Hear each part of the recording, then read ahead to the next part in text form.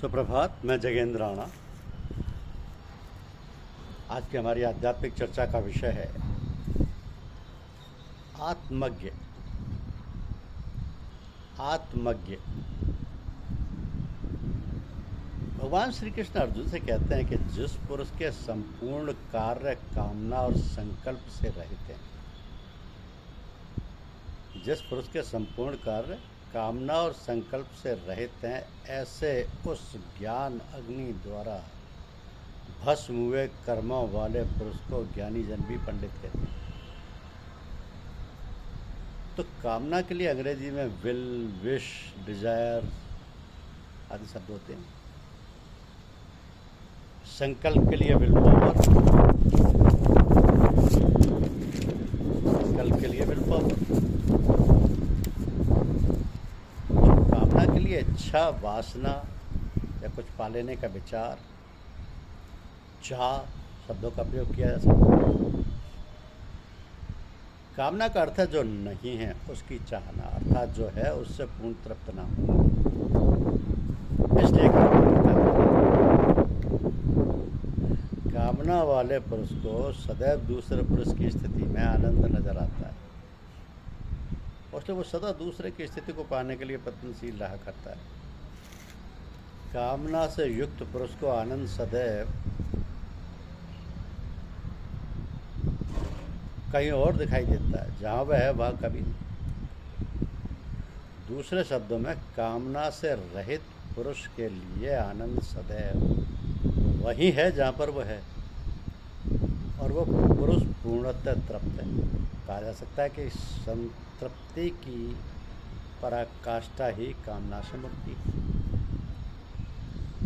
तो कामना का जन्म इसलिए होता है कि जहाँ आप खड़े हैं उस जगह से आप स्वयं अपरिचित हैं। जहाँ आप हैं, जो आप हैं, उसका स्वयं का कोई पता नहीं। यदि यह ज्ञात हो जाए कि हम क्या हैं तो कामना तिरोहित हो जाती है। तो जो पुरुष अपनी आत्मा को जान लेता है वो कामना से मुक्त हो जाता है, अन्यथा मुक्ति नहीं हो सकती। दूसरे शब्दों में, जो पुरुष कामना रिक्त हो जाता है वो आत्मज्ञ हो जाता है। तो आत्मज्ञ कौन है? जो कामना रिक्त है, यानी जिसमें कोई कामना है ही, जिसकी कोई इच्छा नहीं है, कोई डिजायर नहीं है, कोई कामना ही नहीं है। तो कहते हैं कि परमात्मा उसे मिलता है जिसकी कामना दग्ध हो, जो कामना रहित हो।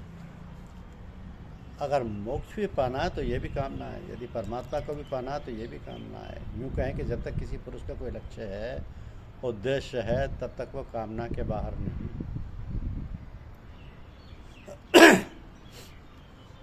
तो भगवान श्री कृष्ण कहते हैं कि उस पुरुष के समस्त कार्य कामना से रहित हों और फिर संकल्प से भी रहित हों। संकल्प का उपयोग तभी तक है जब तक कामना है। यदि कामना तुरंत हो जाए तो फिर संकल्प का शेष रह जाना हित करें। संकल्प अर्थात शक्ति या इच्छा की आवश्यकता इच्छा पूर्ति तक ही है, और जब कोई इच्छा ही ना रही तो इच्छा शक्ति से रहित होना अनिवार्य है। अन्यथा शक्ति, ये संकल्प की शक्ति स्वयं को ही विनाश करने लगती और उसको अनुवादित कर देगी। इसलिए कामना छोड़ने के साथ साथ संकल्प भी छोड़ देना। तो जिसे कामनाओं की पूर्ति करनी है उसे संकल्प यानी विल पावर ही बढ़ानी। इसलिए कामनाओं से पहले संकल्प नहीं छोड़े जा सकते, और जिसे कामना छोड़ देनी है उसे संकल्प भी छोड़ देने। क्योंकि शक्ति यदि प्रयुक्त ना हो तो वो आत्मघाती हो जाती है और वो स्वयं का ही विनाश करने लगती है। अतः ऐसी कैसा कामना रहित, संकल्प रहित हुआ पुरुष ज्ञान को उपलब्ध होता है। क्योंकि ऐसे पुरुष के चित्त पर कोई कामना की लहर नहीं होती, और चित्त अपने ही भीतर घूमती शक्ति से भी आंदोलित नहीं होता। तब चित्त दर्पण की भांति निर्मल और ठहरा हुआ हो जाता है, और तब परमात्मा प्रतिकल्पित होता है। प्रतिकलन की क्षमता अनंत है। इस अर्थ में भक्त के हृदय में उस अमापी विराट का पूरा प्रतिकलन हो जाता है। यह हृदय होता है मौन, शांत, कामना संकल्प से रिक्त, खाली। और तब ज्ञानी जन भी, अर्थात जो जानते हैं, वे भी ऐसे व्यक्ति को पंडित कहते हैं। स्पष्ट है कि जो नहीं जानते, अर्थात जो अज्ञानी जन है, वे यदि किसी को पंडित कहें तो उसका कोई मूल्य नहीं है। अज्ञानी जन तो उसे पंडित कहते हैं जो अधिक से अधिक सूचना संग्रहित किए हुए, जो तर्क और युक्त विचार करने में कुशल है, जो शास्त्रों के जानकार है, जो कि ज्ञानी जनों के कहे हुए संग्रह को रखकर बैठा हुआ है।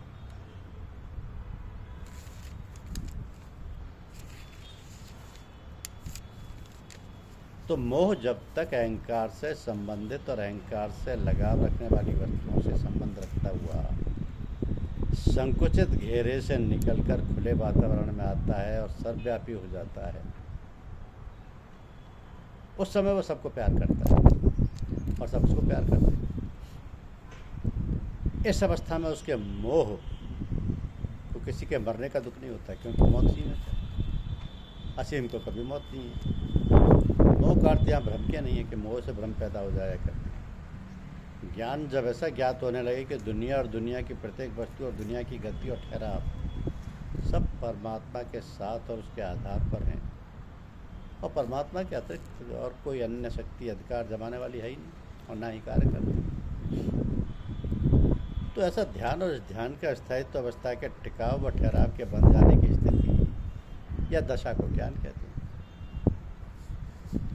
लगाव, घेराव और बांधने की एक ऐसी युक्ति है और एक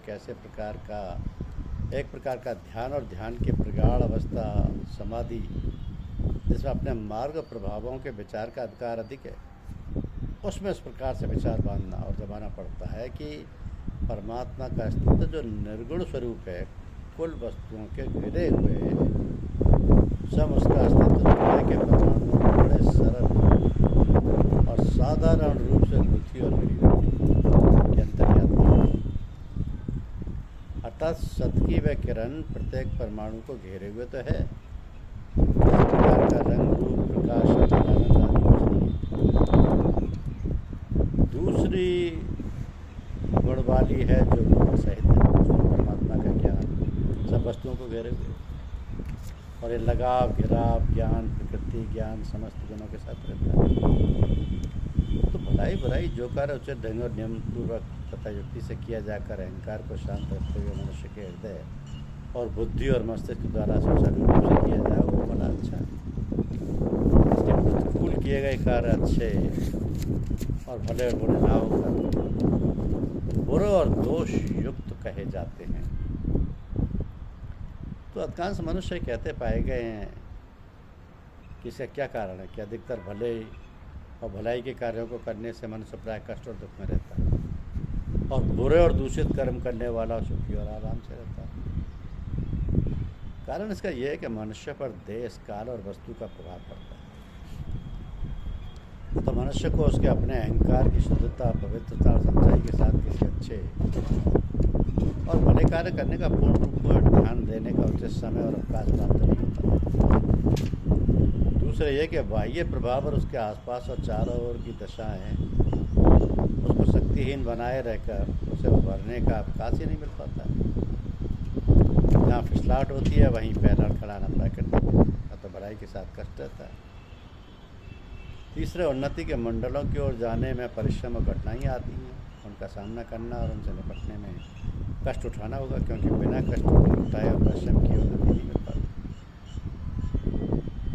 चौथे है कि अच्छे कार्य की रुचि पैदा करके उस ओर झुकने और अपनाने में हृदय पर चोट पड़ती, और ये चोटें घाव बनकर टूट देती।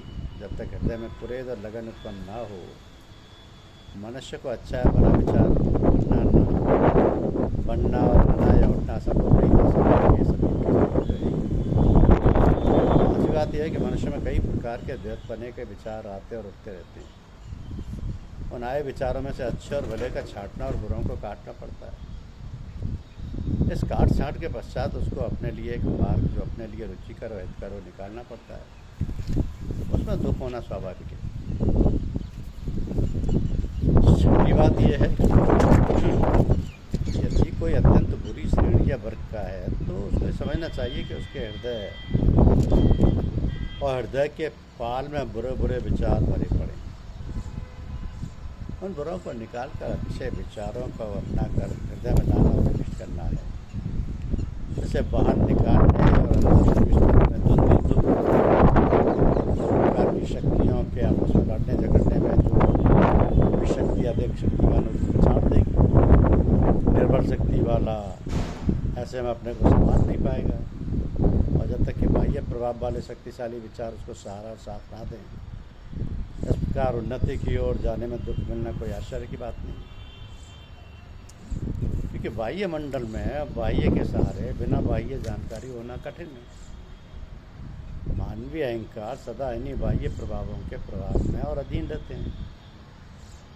तो स्वभाव और पिछले संस्कारों से मनुष्य का अच्छा या बुरा होना और उसकी बनावट बाह्य नेत्र प्रभावों पर निर्भर है। कार्य, गुण और स्वभाव पृथक पृथक हैं जो मनुष्य में दिखाई देते हैं। इन तीनों की मिली हुई स्थिति मनुष्य की बनावट और शरीर की युक्ति से संबंधित है और उन्हीं से भी अहंकार पर प्रभाव पड़ता है। इन्हीं से अहंकार पर प्रभाव पड़ता है। तो मनुष्य तो विचारों का पुतला है। अंदर और बाहर जो कुछ दिखाई पड़ता है सब विचारों का ही परिणाम है।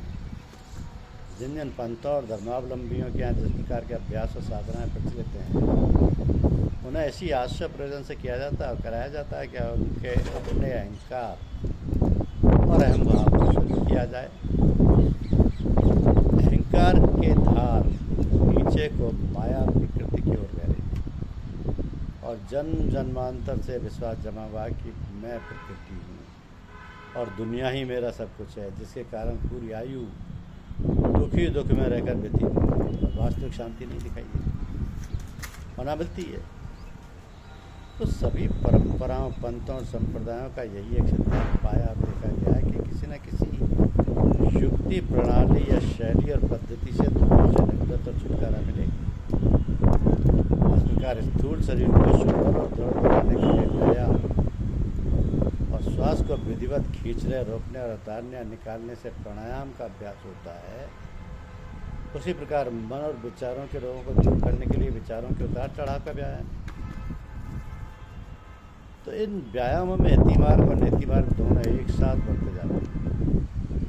नीति मार्ग वैराग्य, नीति मार्ग प्रेम का मार्ग है। नीति में ये विचार बांधा जाता है कि ना ये शरीर मेरा है, ना दुनिया है, ना मैं चित्त, बुद्धि और अहंकार है, यहाँ तक कि कुछ नहीं। नीति मार्ग में इस विचार को लाकर दृढ़ किया जाता है कि तू है और तू परमात्मा है। निगाह पाँव की ओर रखना कि चलते फिरते शहर और जंगल कहीं भी निगाह गुरु की पीठ पर रखते हैं। धर्मशास्त्र जिन वस्तुओं को देखने के लिए आज्ञा नहीं दी है, ये कि प्रथम दृष्टि, क्योंकि बिना किसी इच्छा से किसी वस्तु और मनुष्य आदि पर पड़ने पर पाप युक्त नहीं होती। फिर से दोबारा देखने में इच्छा से से पाप हो सकती है या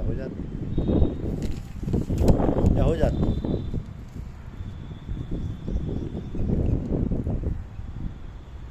तो मन के निर्णय पर दोबारा वह उसे प्रिय और अप्रिय होने पर प्रिय को देखने और अप्रिय को दोबारा न देखकर कभी न देखने की आज्ञा देता है।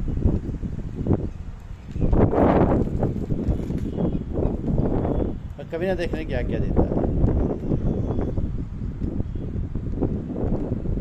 तो संत वो है जिसका विचार उसके कदम के साथ सर्वांग से उपस्थित अर्थात आमने सामने रहे। हृदय वहाँ, शरीर वहाँ, जहाँ हृदय कथन, वहाँ शरीर, शरीर वहाँ हृदय कथन, प्रतिज्ञा वहाँ जहाँ कदम, कदम वहाँ जहाँ कथन, और याद ये कि वह एकाग्र अवस्था है जिसमें अपनी और ईश्वर दोनों की याद शेष रहती है। संकल्प विकल्पों की निगाह रखना, जाप या ध्यान करते समय जब कोई विशेष उपचार या स्थिर किया जाता है, यह निगाह रखना पड़ता है कि इस लक्ष्य के अतिरिक्त कोई दूसरा विचार तो नहीं आया। महात्माओं का कथन है कि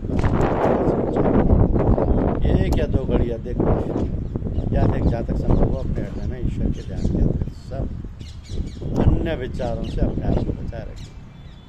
जैसे कारण को स्वीकार करे, मानो उसके विचार करने की शक्तिहीन होकर यद्यपि स्थिति और दशा भाव आधे घंटे ही क्यों नहीं रहे, पर इस प्रकार समर्पित कर दे।